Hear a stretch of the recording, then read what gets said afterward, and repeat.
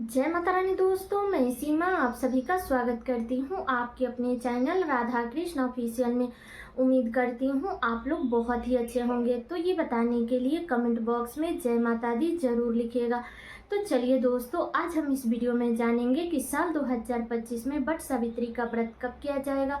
वट सावित्री व्रत के दिन हमें कौन कौन सी ऐसी छोटी छोटी गलतियां हैं जो हमें उस दिन भूल से भी नहीं करनी चाहिए। वट सावित्री व्रत के दिन क्या हम अपने पति से सिंदूर लगवा सकते हैं? अगर वट वृक्ष नहीं मिलता है तो हम पूजा कैसे करेंगे? तो इसी प्रकार के बहुत सारे महत्वपूर्ण बातें आज हम इस वीडियो में जानेंगे। तो आप लोग वीडियो के लास्ट तक बने रहिएगा, आप लोगों को सभी महत्वपूर्ण बातें जानने को मिलेगा वट सावित्री से संबंधित। तो चलिए वीडियो को शुरू करते हैं और जान लेते हैं सभी महत्वपूर्ण बातें। और दोस्तों, अगर आप लोग चैनल पे नए आए हैं तो चैनल को सब्सक्राइब और वीडियो को लाइक जरूर कर दीजिएगा। तो सबसे पहले आप सभी को वट सावित्री व्रत की ढेर सारी शुभकामनाएं। भगवान विष्णु, माता लक्ष्मी की कृपा हम सभी बहनें माताओं पर बनी रहे, हम लोगों का जोड़ी हमेशा सलामत रहे और हम जब तक जिए तब तक ऐसे ही सदा सुहागन बन के जिए, ऐसे ही सज सवर करके पूजा पाठ करें। तो बता दो दोस्तों कि वट सावित्री का जो व्रत है वो हर सुहागिन महिला अपने अखंड सुहाग के लिए, अपने पति के लंबे आयु के लिए रखती है, जो कि अब की वर्ष साल 2025 में वट सावित्री का जो व्रत है वो 26 मई को रखा जाएगा। दिन है सोमवार। ठीक है, बता दूं कि ज्येष्ठ मास के कृष्ण पक्ष के अमावस्या तिथि के दिन वट सावित्री का व्रत रखा जाता है और बहुत सारे जगहों पे ज्येष्ठ पूर्णिमा के दिन रखा जाता है। तो आप अपने यहाँ का नियम देख लीजिएगा, आपके यहाँ जब रखा जाता है तब आप लोग रखिएगा, लेकिन हमारे यहाँ ज्येष्ठ अमावस्या के दिन ही इस व्रत को रखा जाता है। ठीक है, तो अब चलिए जान लेते हैं कि इस दिन हमें कौन कौन सी ऐसी गलतियां हैं जो नहीं करनी चाहिए। सबसे पहली बात है कि वट सावित्री व्रत के एक दिन पहले हमें नहाई खाई करनी चाहिए, क्योंकि किसी भी सुहाग के व्रत में हमें एक दिन पहले नहाई खाई करनी चाहिए। तो आप लोग नहाई खाई कर लीजिएगा।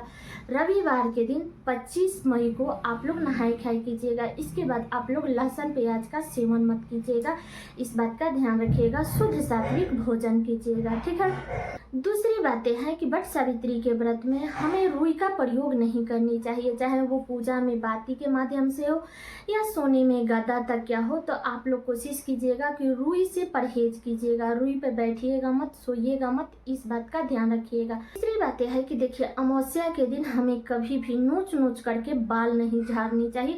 आप लोग एक दिन पहले ही नहाई खाई के दिन ही अच्छे से बाल झाड़ लीजिएगा और उसको जूड़ा बना दीजिएगा, तो उसमें ज़्यादा मतलब कि बाल उलझेगा नहीं।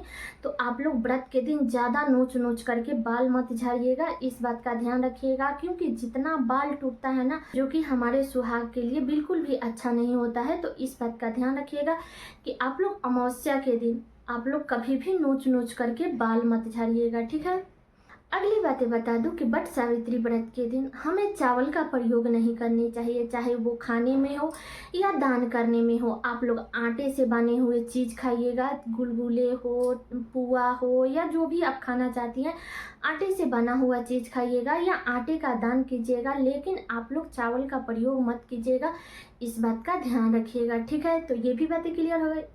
अगली बातें है कि बहुत सारे लोग हैं जो इस व्रत में मीठा भोजन करते हैं। तो दिन भर तो अपना फलाहार करेंगे, चाय पानी जूस फल फ्रूट खाएंगे, लेकिन शाम के समय में बहुत सारे लोग हैं जो मीठा भोजन करते हैं। तो जो लोग भी मीठा भोजन करते हैं तो वो लोग कोशिश करेंगे कि सूर्यास्त होने से पहले आप लोग भोजन कर लीजिएगा, क्योंकि रात्रि में भोजन नहीं किया जाता है, इस बात का ध्यान रखिएगा। ठीक है, क्योंकि आप लोग मतलब कोशिश कीजिएगा कि 5 बजे से पहले पहले आप लोग जो भी मीठा भोजन करते हैं आप लोग कर लीजिएगा। हमारे यहाँ तो इसको फलाहार करके ही रखा जाता है, फल फ्रूट ही हम लोग खाते हैं, हम लोग मीठा भोजन नहीं खाते हैं। लेकिन हर घर का नियम अलग है, बहुत सारे घर में लोग मीठा भोजन भी करके रखते हैं, तो आप अपने यहाँ का नियम देख लीजिएगा। लेकिन जो लोग भी मीठा भोजन करते हैं तो उन्हें सूर्यास्त होने से पहले ही खा लेनी चाहिए। ठीक है, तो ये भी बातें क्लियर हो गई। अगली बातें बता दूं कि देखिए, किसी भी व्रत त्यौहार हो या ऐसे भी दिन हो, बहुत सारे लोग हैं जो मतलब कि पति से सिंदूर लगवा लेते हैं। तो बता दूं कि देखिए, पति से सिंदूर हमें नहीं लगवानी चाहिए। पति से सिंदूर हमें 2 ही बार लगवानी चाहिए। एक तो जब हमारी शादी होती है तब लगवाया जाता है, और दूसरा जो उतना भाग्यशाली होती है वो अपने अंतिम समय में उसके पति के हाथ से ही सिंदूर भरा जाता है। तो इसलिए हमें पति के हाथ से ऐसे दिनों में सिंदूर नहीं लगवानी चाहिए। बहुत सारे लोग हैं जो टीवी सीरियल देख करके अपना सिंदूर लगवाते हैं, लेकिन कोशिश कीजिएगा कि आप किसी भी व्रत त्यौहार हो या ऐसे भी दिन हो तो आप लोग अपने पति से सिंदूर मत लगवाइएगा। इस बात का ध्यान रखिएगा। हमारे यहाँ नहीं लगवाया जाता है, बाकी आप अपने घर का नियम देख लीजिएगा, क्योंकि आजकल के लोग मॉडल हो रहे हैं और टीवी सीरियल देख करके अपना लगवा रहे हैं, तो आप देख लीजिएगा। ठीक है, तो ये भी बातें क्लियर हो गई। अगली बातें बता दूं कि वट सावित्री के व्रत में हमें इस दिन अच्छे से सज संवर करके तब हमें वट वृक्ष के पास में पूजा पाठ करने जाना चाहिए। आप लोग एक दिन पहले ही मेहंदी वगैरह लगवा लीजिएगा और अच्छे से 16 श्रृंगार करके ही आप लोग पूजा पाठ करने जाइएगा। बता दूं कि इस दिन आप अपनी सिंदूरा से सिंदूर जरूर लगाइएगा। बहुत सारे जगहों पे वट वृक्ष के पास में सिंदूरा लेकर के जाया जाता है और बहुत सारे जगहों पे नहीं जाया जाता है। तो आप अपने घर का नियम देख लीजिएगा। हम लोग नहीं लेकर के जाते हैं, हम लोग घर से ही सिंदूरा से सिंदूर भर के तब जाते हैं। ठीक है, अगर आपके यहाँ जाता है तो आप सिंदूरा लेकर के जाइए। नहीं अगर जाते हैं आप लोग सिंदूरा लेकर के वट वृक्ष के पास में, तो आप लोग सिंदूर का एक पीला पैकेट ले लीजिएगा, उसी से आप लोग पूजा पाठ कीजिएगा और जो सिंदूर बच जाता है उसको ला करके आप सिंदूरा में भर दीजिएगा। ठीक है, और अगर वहाँ पे सिंदूरा लेकर के गई हैं तो भी आपको एक सिंदूर का पैकेट जरूर लेकर के जानी चाहिए। सिर्फ सावित्री माता को आप लोग सिंदूरा से सिंदूर लगाइएगा और अपने मांग में लगाइएगा। बाकी फेरी आप लोग उसी पैकेट से लगाइएगा। सिंदूरा लेकर के गई है तो उस सिंदूर को वहीं पे सिंदूरा में भर दीजिएगा। और जो भी वहाँ पे सुहागिन महिलाएं हैं तो आप लोग उस दिन अपने सिंदूरा से सिंदूर उनको मत लगाइएगा। जो पैकेट है उसी से आप लोग सिंदूर लगाइएगा। इस बात का ध्यान रखिएगा। ठीक है, कि हमें अपने सिंदूरा से किसी को भी सिंदूर नहीं लगानी चाहिए। और बता दूं कि वट सावित्री व्रत के दिन हमें सावित्री माता की प्रतिमा वृक्ष के ऊपर जरूर बनानी चाहिए। इस बात का ध्यान रखिएगा। तो आप लोग ऐपन से सावित्री माता का मतलब कि प्रतिमा बना लीजिएगा। या तो आप चावल के आटे में हल्दी डाल करके बनाइए या गेहूं के आटे में भी बना सकती हैं। तो आपके पास जो भी अवेलेबल है अच्छा है, जो कि नमक प्याज के हाथ से आप लोग नहीं छुई है, तो उसमें से आप लोग ले करके और हल्दी डाल करके पानी मिक्स करके और गाढ़ा ऐपन बना लीजिएगा, जिससे कि हम सावित्री माता की प्रतिमा बनाते हैं। ठीक है, आप लोग प्रतिमा इस दिन जरूर बना लीजिएगा। अगली बातें बता दूं कि वट सावित्री व्रत के दिन यानी कि 26 मई को आप लोग जितना सुबह उठ जाइएगा और जितना सुबह स्नान ध्यान करके अपना अच्छे से सज संवर करके आप लोग जितना सुबह में जा करके वट वृक्ष के पास में पूजा कर लीजिएगा, उतना ही अच्छा रहेगा। ऐसे तो अमावस्या तिथि 12 बजे के बाद में लग रही है, लेकिन सूर्योदय के बाद में उदया तिथि के अनुसार अमावस्या तिथि माना जाएगा। तो आप लोग सुबह में भी पूजा कर सकती हैं। ठीक है, तो जितना सुबह हो सके उतना सुबह आप लोग पूजा कीजिएगा। ऐसे तो इस दिन सारे दिन लोग पूजा पाठ करते हैं, लेकिन जितना सुबह हम कर लेते हैं उतना सुबह से ही अपना चाय पानी मतलब जूस वगैरह जो भी होता है वो हम अपना खाते पीते रहते हैं। और गर्मी भी इतना पड़ रही है, तो मान लीजिए कि अगर हम लेट करेंगे कि नहीं हम 12 बजे के बाद में जाएंगे तो थोड़ा सा तबीयत खराब होने का रिस्क भी रहता है। इसलिए आप लोग सुबह में जितना सुबह हो सके उतना सुबह में आप लोग पूजा पाठ कर लीजिएगा। ठीक है, तो ये भी बातें क्लियर हो गई। अगली बातें बता दूं कि देखिए, वट सावित्री व्रत के दिन बहुत सारे लोग हैं जो वट वृक्ष की टहनी तोड़ करके तब पूजा पाठ करते हैं। तो बता दूं कि आप लोग व्रत के दिन आप लोग टहनी मत तोड़िएगा। कोशिश कीजिएगा कि आप लोग वृक्ष के पास में ही जा करके पूजा पाठ करें।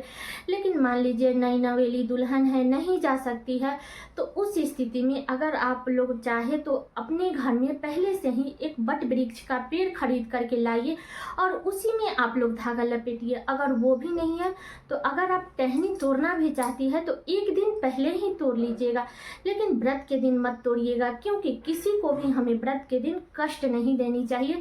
तो इस बात का ध्यान रखिएगा कि आपको अगर टहनी तोड़नी है तो एक दिन पहले तोड़ें, नहीं तो आपको व्रत के दिन नहीं तोड़नी चाहिए। अगली बातें बता दूं कि अगर वट वृक्ष नहीं मिलता है तो हम पूजा कैसे करेंगे, व्रत कैसे रखेंगे। तो बता दूं कि देखिए, अगर आपको वट वृक्ष मिल जाता है तब तो बहुत अच्छी बात है, नहीं मिल रही है तो आप लोग तुलसी जी के पेड़ में आप लोग धागा लपेट दीजिएगा और उसी पेड़ के ऊपर में आप लोग सावित्री माता की प्रतिमा बना दीजिएगा अर्पण से और पूजा पाठ कर लीजिएगा तो हो जाएगा। क्योंकि तुलसी माता का जो पेड़ होता है वो देवतांत्रिक पेड़ होता है, तो इसलिए आप लोग तुलसी माता में भी फेरी लगा सकते हैं। और बता दूं कि इस व्रत में ऐसा नियम नहीं है कि हम 108 बार ही फेरी लगाएंगे। इस व्रत में आप लोग 7 बार, 11 बार, 21 बार, 51 बार, 108 बार, जितना आपका समर्थ हो उतना आप लोग फेरी लगा सकते हैं, ठीक है। और बता दूं कि मैं तो हर वीडियो में बताती हूँ कि प्रेग्नेंट महिला वृक्ष की फेरी नहीं लगाएगी, वो अपना अच्छे से सज संवर लेगी, पूजा पाठ करेगी, कथा सुनेगी, पति पूजन करेगी, लेकिन वो लोग फेरी नहीं लगाएगी। इस बात का ध्यान रखिएगा।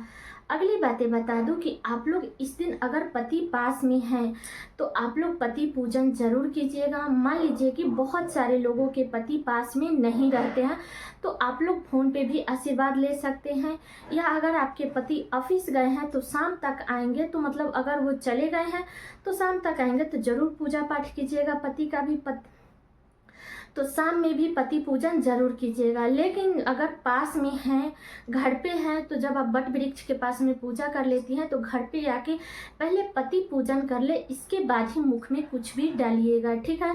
अगर ऑफिस चले गए हैं तो कोई बात नहीं, आप वहाँ वट वृक्ष के पास से पूजा करके आइए। इसके बाद अपना चाय पानी जो भी आप लोग खाते पीते हैं वो आप लोग खाइए पिए, लेकिन शाम में आएंगे तो पति पूजन जरूर कीजिएगा। उनके हाथ में कलावा बांधिएगा, चंदन लगाइएगा, जो भी प्रसाद वहाँ पे ले करके गए हैं वो आप अपने पति को जरूर खाने के लिए दीजिएगा। इस बात का ध्यान रखिएगा, ठीक है। और इस दिन हमें अपने पति को प्रणाम जरूर करनी चाहिए, इस बात का ध्यान रखिएगा। तो आप लोग प्रणाम जरूर कर लीजिएगा। बता दो कि आप लोग व्रत के दिन बाल मत धोइएगा, इस बात का ध्यान रखिएगा, ठीक है। अगली बातें बता दूं कि बहुत सारे लोग कंफ्यूज रहते हैं कि हम इस व्रत को कहाँ से करें, मायके से करें या ससुराल से करें। बता दूं कि देखिए, इस व्रत का ऐसा कुछ भी नियम नहीं है कि हम मायके से करें या ससुराल से करें। आप अपने घर का नियम देख लीजिएगा, क्योंकि बहुत सारे लोगों के यहाँ ना मायके से इस व्रत को उठाया जाता है और बहुत सारे लोगों के यहाँ ससुराल से उठाया जाता है। तो आप अपने यहाँ का नियम देख लीजिएगा। ऐसे तो ससुराल से ही उठाएं तो बहुत अच्छी बात है, बाकी आप अपने घर के नियम परंपरा देख लीजिएगा। और बहुत सारे लोग बोलते हैं कि इस व्रत में कोड़ा साड़ी पहन करके पूजा पाठ किया जाता है, तो भगवान का उतना दिया हुआ है तो आप लोग कोड़ा पहनिए। अगर उतना नहीं है तो आप लोग कोई भी धूला फीचा साड़ी आप लोग पहन लीजिएगा, काला और ब्लू कलर छोड़ करके, बाकी आप लोग लाल पीला साड़ी पहन करके पूजा पाठ कर लीजिएगा। लेकिन अगर आपके पास में शादी का चुंदरी है तो आप लोग जरूर ओढ़ लीजिएगा। अगर शादी का चुंदरी नहीं है तो कोई भी लाल पीला चुंदरी है तो वही ओढ़ करके पूजा कर लीजिएगा, या अपने साड़ी का पल्लू भी अपने सर पे रख करके पूजा पाठ कर लीजिएगा, ठीक है। और दोस्तों, आप लोगों से एक छोटा सा रिक्वेस्ट है कि अगर आप लोग चैनल पे नए आए हैं तो चैनल को सब्सक्राइब और वीडियो को लाइक जरूर कर दीजिएगा। सारी बातें क्लियर हो गई तो हमें इन्हीं सभी छोटी छोटी गलतियों पर हमें ध्यान रखनी है, ताकि हमसे जाने अनजाने में भी ये सब गलतियां ना हो, ठीक है। आगे मैं और वीडियो अपलोड करूंगी तो आप लोग मेरे चैनल को सब्सक्राइब करके रख लीजिएगा। उम्मीद करती हूँ कि आप लोगों के लिए वीडियो बहुत ही उपयोगी होगा। तो ये वीडियो मेरा यहीं तक का था। कैसा लगा ये वीडियो आप लोग कमेंट करके ज़रूर बताइएगा। तो चलिए दोस्तों, मिलती हूँ अगले वीडियो में किसी नए वीडियो के साथ में। तब तक के लिए नमस्कार।